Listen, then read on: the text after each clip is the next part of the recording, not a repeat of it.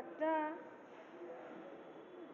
প্রশ্ন সকলের করা উচিত, সকলের ভাবা উচিত যে মানুষ কেন তিতাব জ্বালা পায়, পশু পাখি কেন পায় না বলুন তো?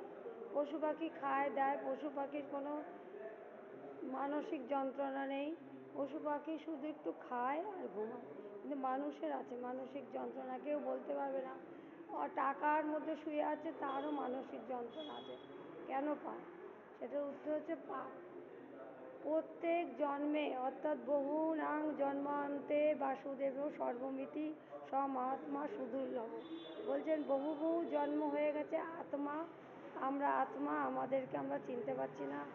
এই জন্য আমাদের এই তিতাব জ্বালা, অর্থাৎ বহুনাং জন্মনান্তে জ্ঞানবানাং প্রপদ্যন্তে বাসুদেব সর্বমিতি মহাত্মা সুদুর্লভ, অর্থাৎ বাসুদেব আমাদের সর্বে সর্বা, রাধা মাধব আমাদের সর্বসর্বা, তিনি আমাদের পিতামাতা বন্ধু সখা। যখন আমরা গুরু, আমাদের সেই গুরু আমাদের সেই চক্ষুদান করবেন, আমরা সেই পথে যাব, গুরুর কথা শুনব, তাহলে হরি ওম শান্তি, হরি ওম শান্তি, হরি ওম শান্তি। অর্থাৎ এই তিতাব জ্বালা থাকবে না, আমাদের আনন্দই আনন্দ।